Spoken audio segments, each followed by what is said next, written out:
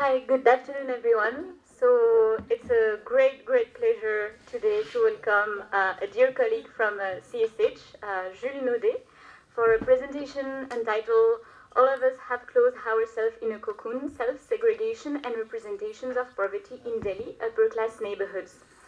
Jules Naudet is the head of Politics and Society Division at the Center for Social Sciences and Humanities, New Delhi. He holds a doctorate in sociology from Sciences Po Paris.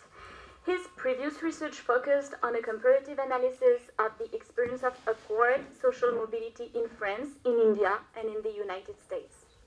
His book, Entrer dans l'élite, parcours de réussite en France, aux États-Unis et en Inde, or Stepping into the Elite, Trajectories of Upward Social Mobility in France, US, and India, was published in 2012 by the Presse Universitaire de France. French Press University, and will be translated soon by Oxford University Press. He is also the author of Grand Patron Fils d'Ouvrier, 2014. He now dedicates his research to the study of the Indian business elite. His most recent work includes an analysis of interlocking directorate network among the top 250 companies of the NSE. He also conducted a quantitative analysis of the trajectory of the CEOs and chairmen of the top 100 NSE companies, and it will be published soon. He is currently working on a study of clubs, social life, and sociabilities among Delhi upper classes. Jules, thank you so much for being with us today. And so just to remember, a 45-minute presentation, and then we will take a series of questions from the audience. Thank you so much again to be with us. Thank you so much, Christine, for the very kind introduction, presentation. So the research I'm going to present today is actually not drawn from a research solely based on Delhi, but it is drawn from an international comparative research between 3 cities.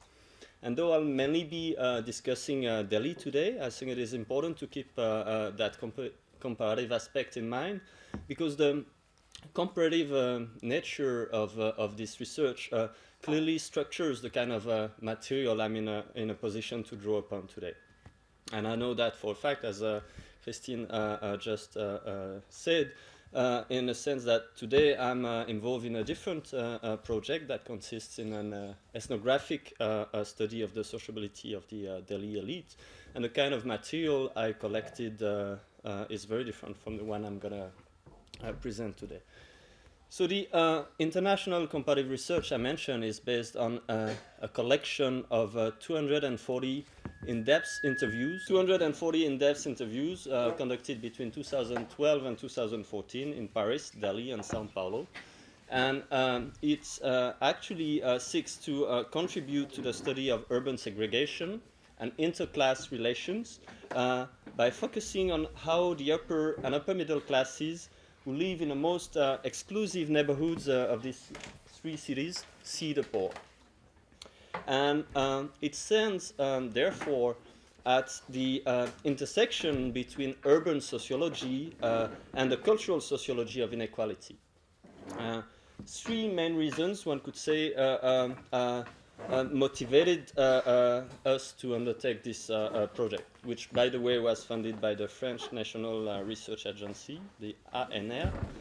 And so the first one was the fact that despite segregation being obviously a zero-sum phenomenon through which the relegation of some is widely the result of the selective aggregation of others, and despite indices of social segregation being even higher in the wealthiest areas than in the poorest, upper-class neighborhoods are nevertheless very rarely studied. And there are, of course, some notable exceptions, among which we can mention the works of Michel Pinson and Monique Pinson-Charlot on Paris. There was Mike Savage on Manchester, Edward Blackley and Mary Gail Snyder on the gated communities in the US, and of course Teresa Caldera on Sao Paulo.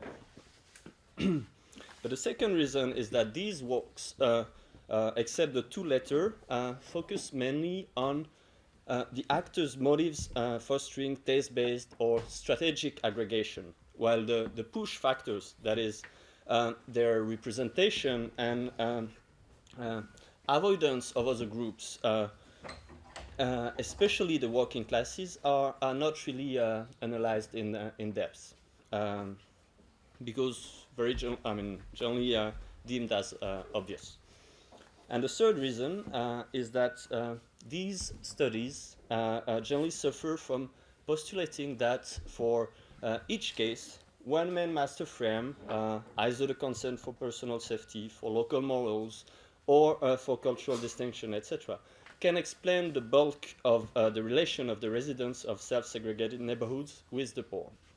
So in contrast, our approach is both more hypothetico-deductive, because we test systematically the relevance of 5 thematic frames in each of the 12 neighborhoods we have studied, 4 in each city, and more inductive, one could say, in the sense that we aim ultimately to analyze how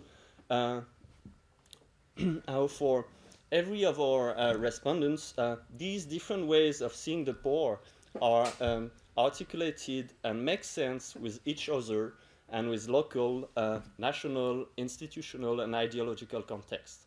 So international comparison plays a key role in both these steps.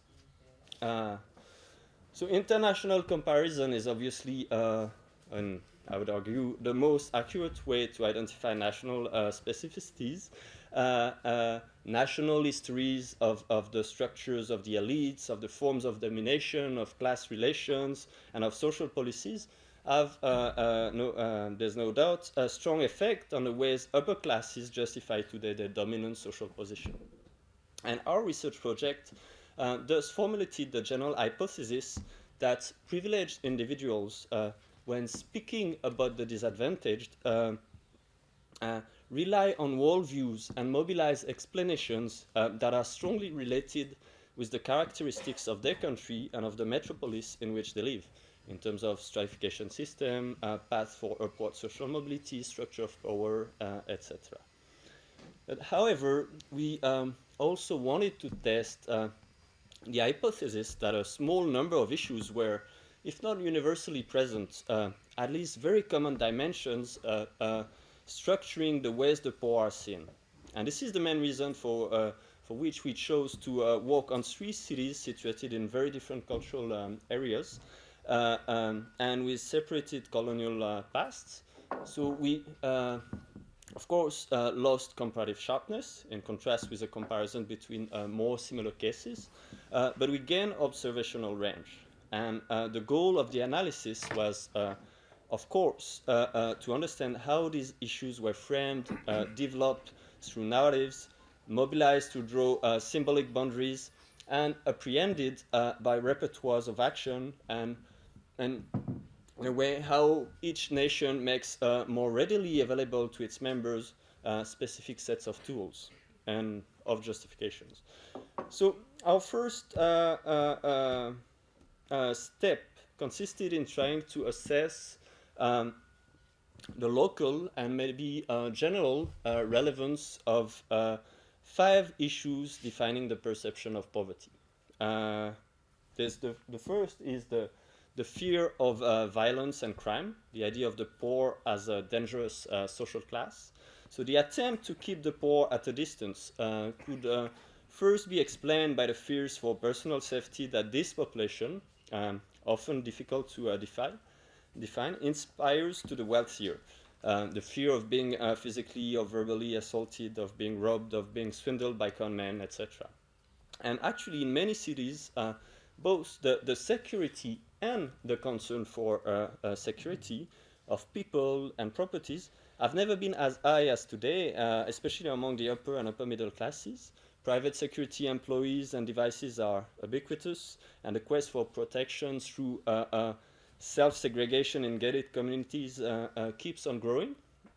And protecting oneself from the poor, or against some specific categories of poor, which are seen even more than before as a dangerous class and are often presented as such by the media, has become so usual that being embarrassed by it would appear as pure carelessness. The second is the fear of filth and contamination, the idea of the poor as a health hazard. And so to preserve oneself from what the upper classes often perceive as the squalor of the poor and from the risks of contamination, it may appear as a less important issue today than it was in the 19th century when many of the first sociological studies on urban poverty were started with a prophylactic intention in mind. But nonetheless, poorly housed or homeless people continue to be visible in the public spaces of many cities, and the concern with contamination seems particularly relevant in large metropolis of developing countries for the population we study. And the effort to relegate the poor people in certain areas reveal a strongly rooted logic of sanitary containment. The third hypothesis is the idea of the working class as disruptive of local morals. And so the upper classes' representations of poverty are also often related with a locally shared conception of morals that is congruent classes representation of poverty also often related with a locally shared conception of morals that is congruent with social cohesion as it exists in their neighborhood. So a shared conception of morals, thing that is congruent with social cohesion as it exists in their neighborhood.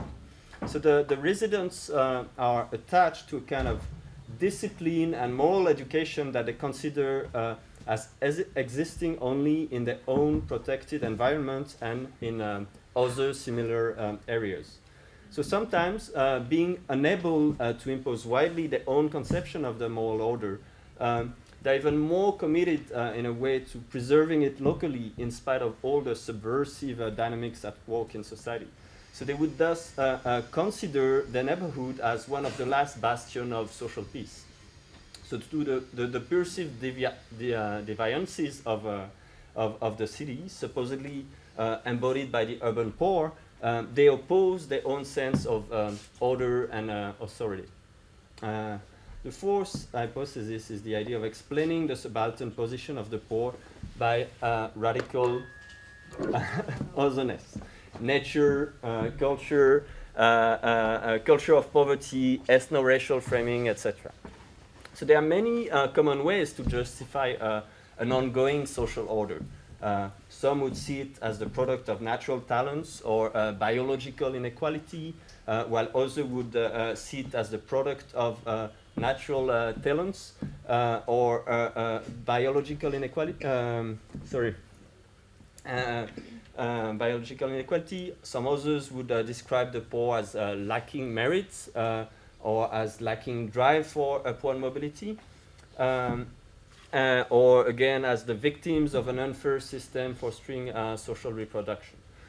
So the ones that imply a radical, irreducible otherness based on nature or culture or on the systematic association of poverty with minorities deserve a particular attention because they allow the drawing of particularly neat and strong symbolic boundaries and the reification of the poor as a distinct and delimited group. And fifth is the issue of merit and solidarity. And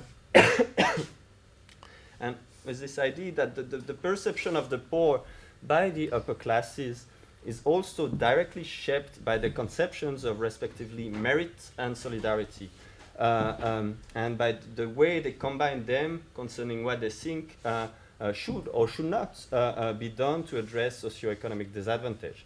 That is, by the solutions to poverty they envision, whether they are individual, collective, private, or public, etc.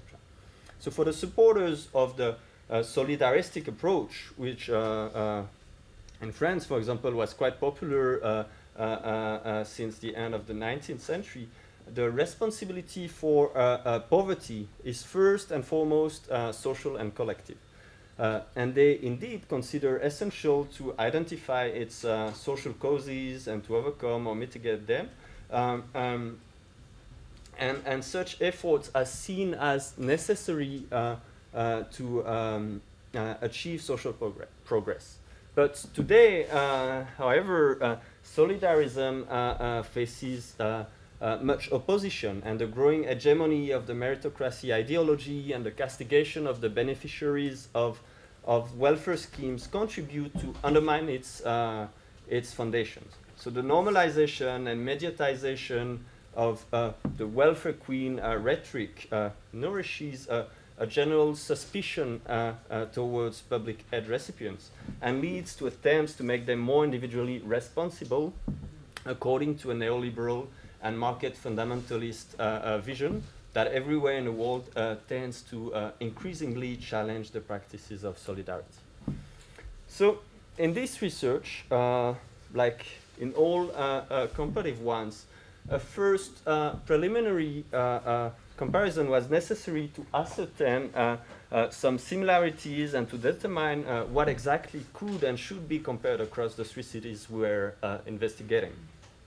So the 12 neighborhoods where we eventually conducted field work were chosen through a mixed method selection process. So for the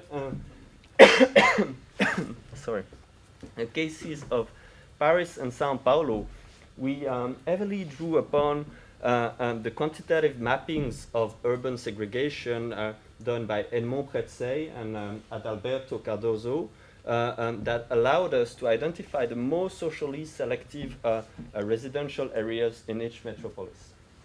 By contrast, for the case of Delhi, not only we didn't have a similar typology of the neighborhoods or any other analytical description of the metropolitan space's social division, but no, we had the possibility to build it ourselves. So despite a growing social scientific literature on the increase of residential segregation in Delhi, there is still no precise census data available on the socio-occupational composition and on the spatial repartition of its population. So the only study measuring dissimilarity in this is in Delhi. I'm sure many of you are aware of it by Vitayatil and Singh. Cannot do better but to draw upon large units of more than 76,000 individuals in average, the ward level, so-called ward level, of the census, while Pretzey's typologies that I was mentioning describe much smaller units, about 2,000 individuals in the case of Paris and about 11,000 in the case of Sao Paulo. So to choose four different Delhi's neighborhoods among the most selective ones, we therefore had to rely on proxies like real estate prices or property tax rates, drawing on the work by Lefebvre and Tel, and on the direct and combined expertise of many of our colleagues working on a city or having lived there for a long time, some of them being present today.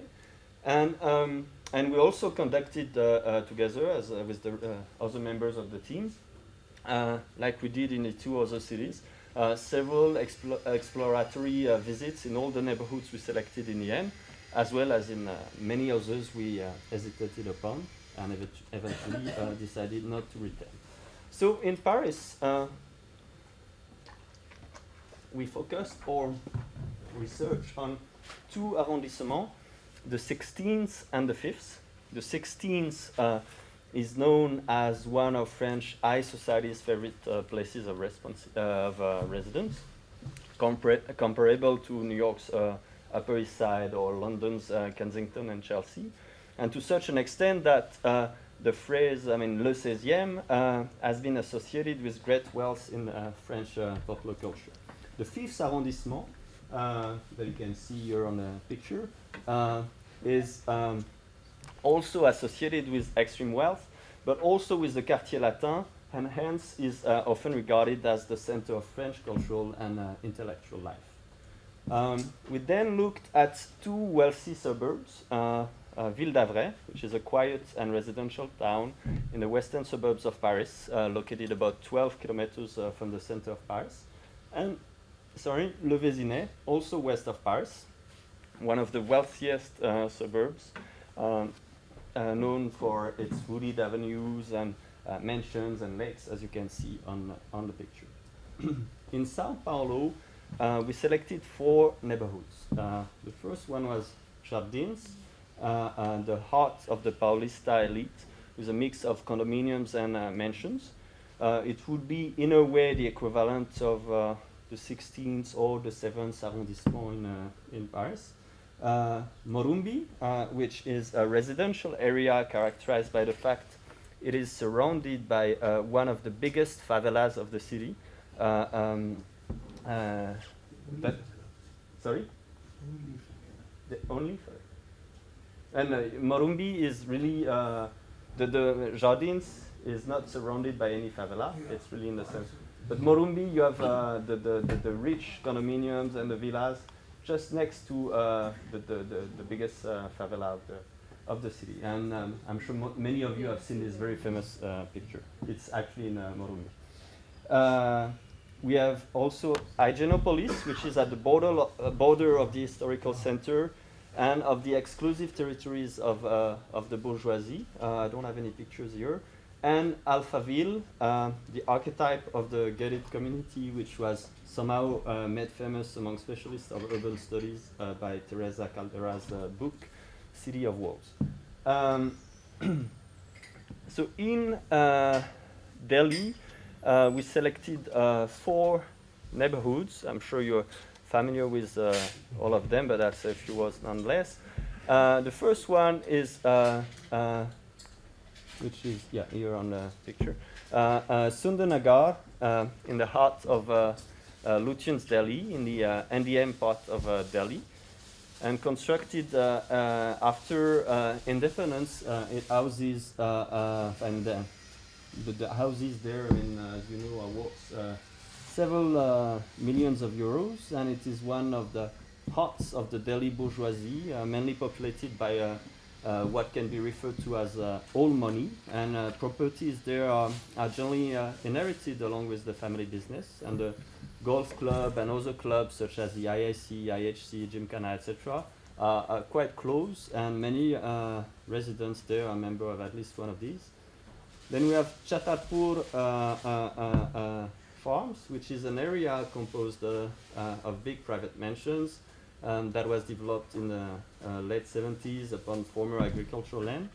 And the properties are generally, and many of them at the moment of the study were of 2.5 acres, and some have later been divided into smaller plots. And some farms have also gathered to form small gated communities like Sultanpur Estate or Osho Drive or Dera Retreats, I mean, so many of them. In a way, in order to kind of mutualize the costs of security and counter the problems of the very poor infrastructures like the roads, the access to electricity, etc. And most people living there employ a lot of domestic workers to run their farms. Remember one of our interviews, there were 4 family members and 27 staff members. Noida, which is not so unusual actually. Then we have Noida 15A, which is a neighborhood that was created in 1982 under the initiative of top civil servants from the Unificator, who had benefited from plots that were sold to them at very low prices, and it is now attracting many top-end MNC executives and businessmen. And this is the place where a square feet of property is the most expensive in Noida. And after that, I believe, would come Sector 44. And most houses are facing a park, and at the center of the colony is a very excuse me, a very well-equipped club with a swimming pool, many tennis courts. And this club actually plays a big role in the life of the neighborhood, and is one of the reasons why, according to many of the inhabitants of the place, there is there is so much integration. And for many of the residents, there's the idea that Noida 15A is like a village in which everybody knows everybody. And Gurgaon, as you know, is a satellite city on the outskirts of Delhi that literally exploded demographically over the last 20 years, and major place for capitalism in India, and many multinational companies have settled their Indian headquarters there. And so the type of urbanism that predominates in Gurgaon is very different in size from the kind of colonies we see in central or south Delhi. But it's actually is characterized by one form of habitat in particular, which is the gated condominium. And it is also characterized by the importance of non-constructed fields. I mean, at the moment of the study, at least, because some of them have not been filled, in between the residential areas and the urban villages. And so for our study, we actually focused on the part of the city that is known as DLF city, and more specifically, we looked at the top end of these condos, excluding the most modest ones, with a few exceptions, in order to stay in tune with the demographics of our 3 other neighborhoods. But in spite of this, as we'll see, the demographics of the best condos in DLF city show the population is much more diverse than in other neighborhoods. So over there, I mean, in Gurgaon, the segregation mainly happens at the level of the compound, not of the neighborhood. So quickly on the demographics of our interviewees, we have 49% of women, 51% of men. The average age is 51 years old, 44 in Gurgaon, 58 in Noida 15A. We have 8% of renters and 82% of owners in general, 20% of renters in Gurgaon. All of our interviewees tend to employ a massive number of domestic workers. Chhatarpur is at the top and Gurgaon at the bottom. But the average is impressively high, with almost 6 employees by house in average. In terms of occupation, we can see we have a majority of businessmen and CEOs, but this profile is particularly strong in Chhatarpur and to a lesser extent in Sundarnagar. And Gurgaon, on the opposite, is characterized by a higher level of corporate employees in a sample. Due to the particular history of the neighborhood, our sample is also characterized by a higher share of top civil servants in Noida 15A. And finally, in terms of caste, one unsurprisingly see that these neighborhoods are predominantly upper caste, and on the basis of self-declaration, Banyas, Khatris, and Brahmins account for more than 70% of our sample on the basis of self-declaration. So I'll now give you a few insights on the discourses we collected in Delhi. One particularly prominent aspect of our material is that the narratives we collected are often constructed around a strong opposition between the private sphere and the public spaces. Public spaces are indeed considered to be fundamentally dirty and unhygienic, as well as mainly frequented by dangerous and undesirable groups.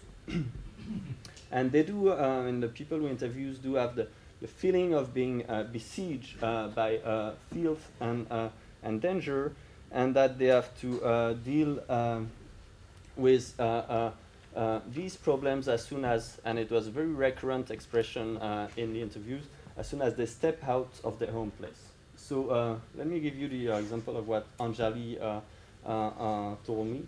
She says, it's just sad that once you step out of your condominium, it's just sad. As you must have seen, there were so many pigs outside.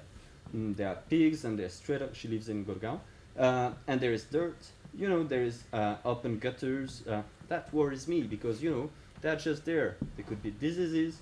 So, and then when I sit in the car ride is so uncomfortable that I don't know. I mean, it's lovely when you're inside your home and you've got your friends in and around your neighborhood. But just outside is this, you know, like, I don't even feel comfortable. I haven't even put my daughter on the school transport yet, the bus. And I'll go and pick and drop her myself, even though they offer transport.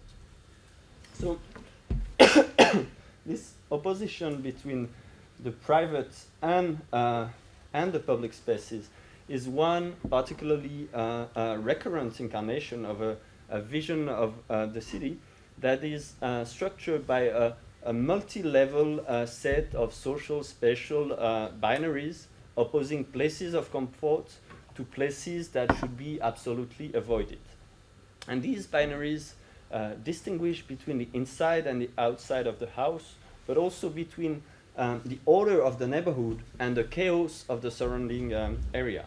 The gated colonies and the open streets, the civilized people of upper-class neighborhoods and the so-called roadies from the urban villages, the security of South Delhi and the dangers of the rest of the metropolis. And we could go on and on like this. And these binaries are often very strongly informed by essentialist visions of the upper poor, who are considered as naturally unfit to behave according to the rules and norms that prevail among the upper classes. But they even more often draw on a reading of, and you would have very recurrent mentions in interviews to the doctrine of karma, and that's the kind of naturalization discourses we collected. But even more often, people would draw, much more often actually, would draw on a reading of the Indian society as fragmented and as composed of a myriad of groups that each have their own cultural references, with this idea that these groups are somehow incompatible one with another. So the agrarian castes from the neighboring states are often, in the discourses we collected, often privileged targets, as one can judge from the discourse of Jagat, a very wealthy resident of Chhatarpur, who tells me, I don't like UP. I don't like people from UP either. I'll be very honest. So I ask him, what's the problem? It's just that, you know, I find them uncivilized, I find them rowdy, I find them noisy, I find them filthy. I just don't like them. As a Rajasthani, I just have an aversion to them because our culture is so different. It's very, very different. I mean, we have more in common with people from Haryana, from Delhi, from Punjab. UP is just the Badlands. I'd rather, nobody goes there, but, you know, I wouldn't send my wife or my children, you know, at night. I won't send them to Pasjim Vihar or to Janakpuri or to Karol Bagh or Punjabi Bagh. I just wouldn't. Delhi is unfortunately surrounded by Yadavs, by Gujars, by Jats, by Sikhs, Punjabis, you know, all the roadies. You know, the roadiest elements that you can possibly get your hands on live around Delhi. Really the worst. And they occupy Delhi and they live all around Delhi. I mean, you go down to Gurgaon, it's the Yadavs and the Jats. You come up to my belt, it's all the Gujars. I mean, you go up north of Delhi, it's all Jats. You cross the border and cross the river and you go on to the other side of parts of Delhi and then into Noida. I mean, this is all Jat Yadav belt. So, you know, the communities that are surrounding Delhi and that are infiltrating Delhi are very rowdy people. You know, they are aggressive by nature and, you know, because of unemployment and because there's so much new money which has now come because of the land. Suddenly, you know, land which was worth nothing 15 years ago. I mean, a guy sells an acre and he can buy a Rolls Royce. So these guys have gone berserk. You know, they're drinking single malts and they're driving around in Jaguars. They have no education, they have no civilization, they have no culture, they have nothing. They have literally come from being on a charpai and smoking a damn hookah into crores and crores and crores, and they think they can do anything they feel like. I'm sure many of you have heard that kind of a narrative here in Delhi. This one is pretty condensed. But the way Jagat frames the city of Delhi and is inhabitants is, I mean, clearly displays the drawing of very rigid and violent symbolic boundaries between we and them, and this certainly legitimizes a focus on their own neighborhoods to the detriment of any concern for those who don't share the lifestyles. And as a consequence, the residents of the wealthiest neighborhoods display a certain fatalism, don't show any feeling of responsibility for what is going on in the public spaces, and rather opt for an attitude of retreat and secession. So the desolation of the public spaces is considered to be the consequence of both the inability of the state to govern them and of the so-called uncivilized behaviors of the poor. And residents of upper-class neighborhoods therefore make the choice to live in bubbles, islands, or cocoons, as they frequently recon themselves. And speaking of bubbles and islands, Arvin displays a rare reflexivity regarding his preference for separatism. Let me quote it. He tells me, you know, I think also in a certain way that all of us have sort of closed ourselves into a sort of a cocoon, in terms that, you know, we get into our cars or SUVs with our driver, and a lot of people, even with the security guys nowadays, and we are enclosed. We put up our windows, air conditioned, music. You don't know what's happening outside. Our houses are well cocooned. We don't say, okay, let's go to the public park and go for a walk, you know, or else just go to a public market. Even nowadays, we say, okay, we'll go to the mall, which are already in a certain way already protected, you know, or go to a hotel or go to a restaurant. So we're all moving, as I call it, from one artificial bubble to another artificial bubble. You know, it's like you have your artificial bubbles at my friend's house. I'll go from my artificial bubble to that, completely ignoring what is happening in the middle. It doesn't matter to me. So it's becoming more and more of an artificial world, you know, in that sense.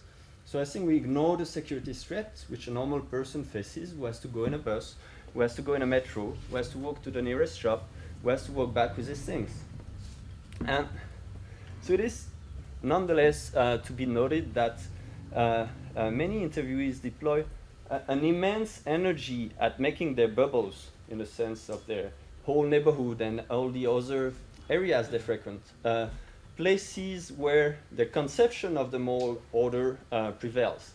The neighborhoods are local environments of intense sociability, characterized by a high level of interknowledge and by also a very strong sense of class and caste solidarity. And I'd like here to develop quickly a bit more on the subtlety with which caste is framed by our interviewees. And we've seen with the example of Jagat that self-segregation is sometimes legitimized by drawing on ideologies that assert the cogency of social hierarchies, or in other words, that naturalize inequalities on the basis of the supposed biological or cultural properties of certain groups. But also, surprisingly, in the Indian case, market rhetoric also often offers a possibility to bypass such political incorrectness. Caste discrimination in the Indian context is indeed so strong, so massive, that almost none of the members of the lower caste groups are in a position to move in the most affluent neighborhoods. And so the prices of real estate in these neighborhoods are so high that almost no person from a lower caste background can afford to buy a property there. Therefore, it frees somehow our interviewees from the need to justify their self-segregation, drawing on arguments that would reveal their will to stay among people of a similar caste or of a similar class background. And in a way, the mechanisms of free market and free competition preserve them from the vicinity of the lower classes and the lower caste. It's a bit more complex than that. We can come back on it in the discussion because of these Yadavs and Jats we mentioned that are now in a position to buy properties, but I won't develop it now, otherwise I will be a bit short of time. But this anxiety of being in contact with the poor is never more explicit with the poor and with the lower caste people. It's never more explicit than when we ask them about their conception of the intervention of the state. And our interviewees are often quick to display their worries sorry, about being in contact with groups they consider inferior. And their preference for avoidance and separatism are very and particularly visible when they complain about the schemes that favor social diversity within educational institutions. And they show a particularly strong anger against the scheme of 25% reserved seat for economically weaker sections, EWS, in private schools. And indeed, with this scheme, putting one's children in the most exclusive schools does not prevent them from sitting next to the sons and daughters of laborers. And as Angeli tells me, they might, on papers, say that, yes, we have a provision for EWS, but I think the ground reality is that somebody like me, for example, if I'm sending my children to the school and spending that much money, I don't know how happy I would be as a parent, and I speak for a lot of people. It's a little hypocritical, I know, but I don't know if that parent would be happy for the child to sit beside a laborer's child. I think the fear of picking up bad language, bad manners, you just don't know. We've always lived in a class society, a very class-conscious society in India. And I think it's so deeply embedded into our system that sadly we can't disconnect. So the interventionism of the state is indeed often seen as something breaking the laws of the market and hence preventing the capacity of the upper class to freely choose to keep a safe distance from the working masses. So state interventionism is also often depicted as opening a breach in meritocratic principles. And such a conception of merit is particularly visible in the frequent denunciation of reservations. And almost 90% of our respondents are indeed, categorically opposed to reservations. And the complaints of Jagat, again, because are particularly representative of this regular rant against quota policies. And as he says, God forbid, if someone becomes a doctor just by getting a seat out of reservation, and he's got that seat, not on his merit, he's got it on being an OBC, and he's out there opening someone's brain, doing surgery. He's not qualified to do a surgery, but just because he's become a doctor, or he's got that doctorate, or he's a lawyer because he got into being of that scheduled caste, he got that seat, but he's not a qualified, deserving lawyer or deserving doctor. So you see, and the country is run by quacks and will be crazy.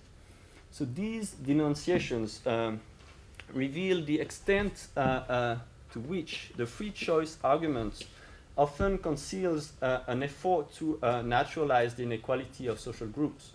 And this aspect of the anti-reservations discourse has been particularly well deconstructed by Surinder Jotka and Catherine Newman, who contend that there exists a hidden language of caste behind the rhetoric of merit and behind the rhetoric of productivity in the Indian context. And so the criticism of state intervention indeed often leads to a perpetuation of the class and caste homogeneity of the elite, as Carol Upadhyay has also argued. So in the end, the discourses we collected for this research reveal a very peculiar way to articulate the market argument. It can indeed be argued that for our interviewees, sufficient purchasing power offers the possibility to maintain a safe distance with the supposedly naturally inferior groups. And the idea here is not that of a self-regulated market that will ultimately be beneficial to all, but it is rather that of a libertarian kind of a vision of the market. And so the claim that is generally defended by our interviewees is that they have a right to separatism, that if they can afford to do so, nobody should prevent them from choosing to live in neighborhoods where they can live among the people that they consider like-minded. And the homogeneity of the neighborhoods is all the more likely to remain intact that the organization of the economic competition, in many cases, not always, but in many cases, spontaneously eliminate the most deprived groups. And so such an implicit conception of competition is all the more visible again when one looks at the reinvention and the denunciation, of government welfare schemes, which is a denunciation that often conducts to a reinvention in the Indian case context of the mythical figure of the welfare queen. So in spite of the fact that the welfare state is very limited in India, the denunciation of schemes like the BPL or the NREGA is very common among our interviewees. And this figure of the so-called Indian welfare queen often tends to simulate beggars who are seen as people finding the easy way out, as one of our interviews put it, and living comfortably on the money people give them. I don't think I have much time left, so I'll maybe skip a few excerpts. But the idea here is that we can see that there's very often a denunciation of so-called uncompetitive and unmeritocratic behaviors that ironically coincide with an attempt at legitimizing the established social order. So if many of the interviewees are convinced that the poor are responsible for their poverty, they are also very often convinced that they deserve their privileges. So far from seeing self-segregation as hampering the equality of chances, which is one of the core principles of the neoliberal ideology, supposedly based on free competition, residents of wealthy neighborhoods see it as the just reward of their merits. First, because they believe that they worked hard to achieve the privilege of living in these exclusive neighborhoods.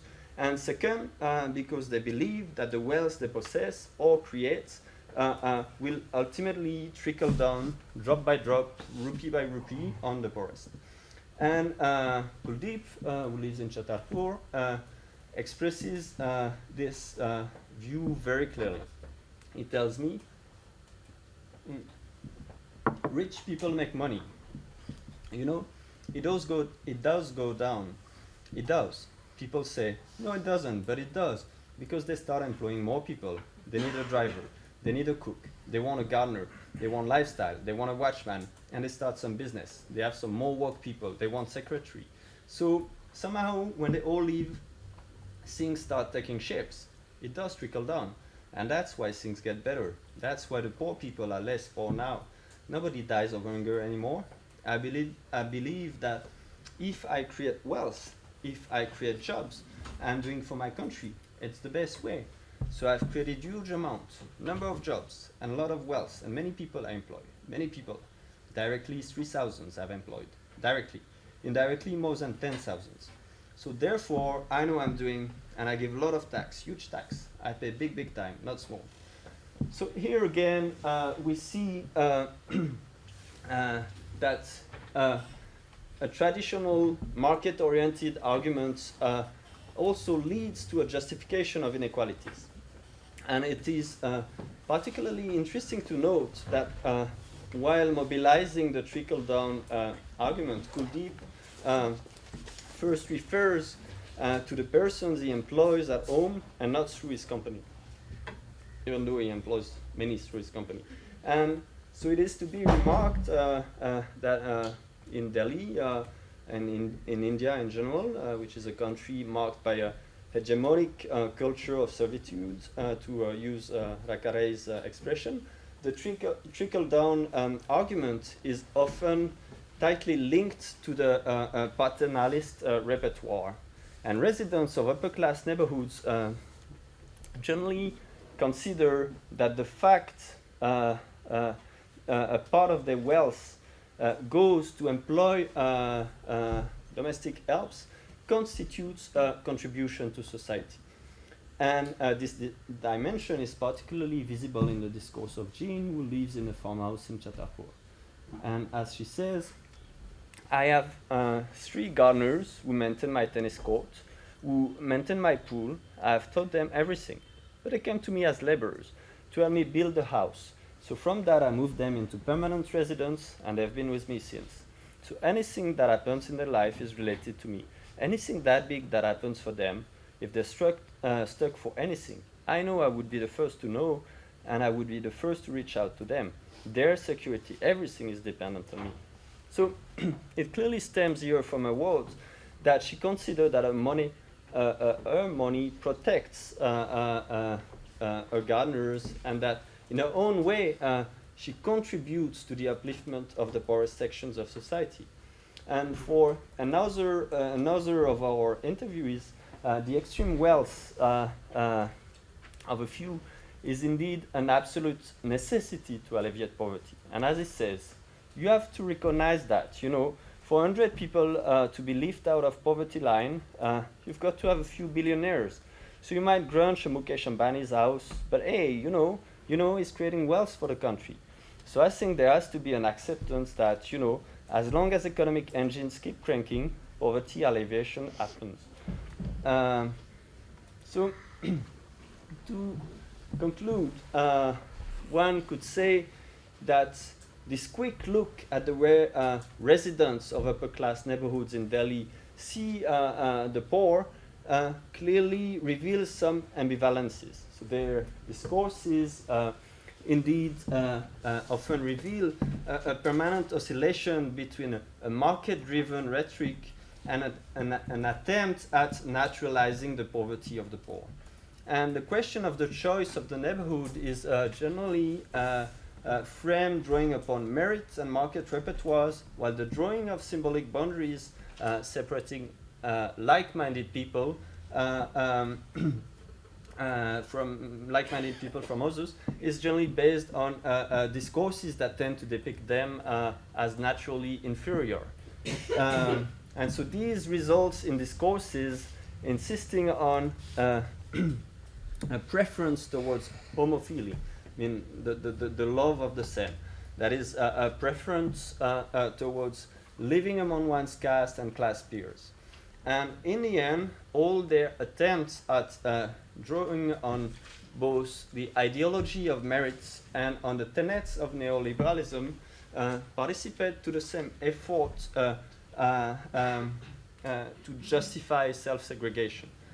And this justification is not direct, but rather indirect. In a sense, it constitutes a sort of ideological background drawing on so-called superior principles that assert that the established social order is just and legitimate. So I could stop here, but the following step of my conclusion, I'm sure many of you expect, is an answer to the question, what is the specificity of Delhi vis-à-vis Paris and Sao Paulo? This is definitely the most difficult moment in our analysis.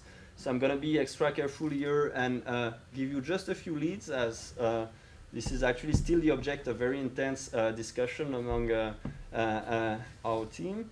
And we've still not yet fully stabilized the way to frame our results. But the first element of answer I can give you is that to a great extent, the discourses collected among the Delhi upper class show, as I'm sure you would have imagined, many similarities to those collected in Paris and Sao Paulo. They share a similar sense of exclusivity. They draw on very similar repertoires when it comes to framing the poor.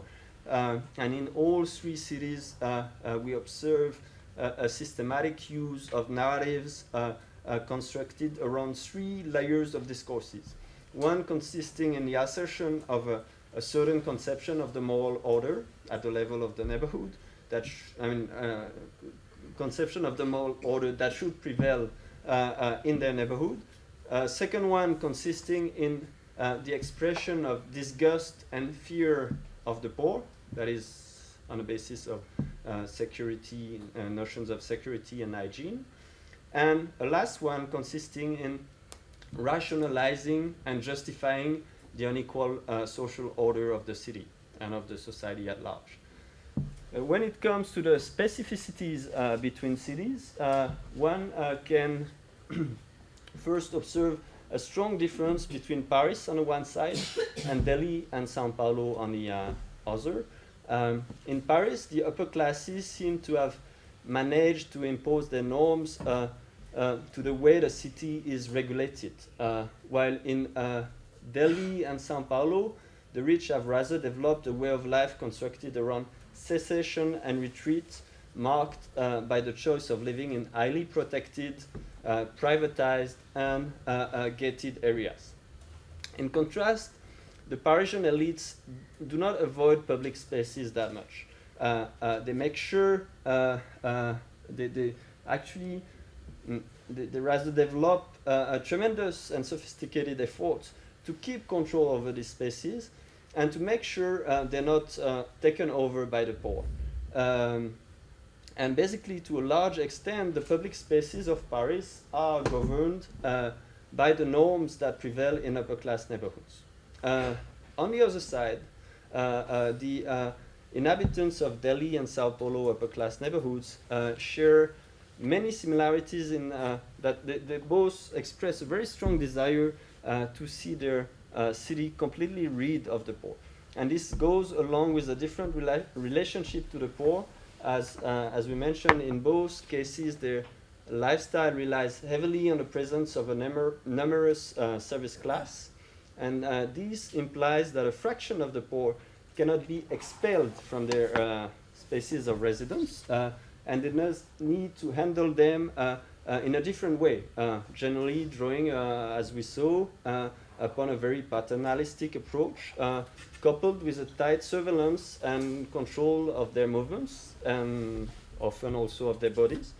And if we look at the differences between Sao Paulo and Delhi, the issue of security seems to be a far greater concern, of course, in Sao Paulo, where the homicide rate is much higher than in Delhi. And it thus leads to an even stronger will to exclude the poor from the surrounding environment. And in a way, in Delhi, again, you have to be careful with these formulations. We're still in the process of stabilizing them. But the paternalistic way of regulating the poor is more often extended to people who are not themselves employed within homes, and there's a higher, compared to Sao Paulo, higher tolerance to the presence of other poor individuals like construction workers, beggars, hawkers, etc.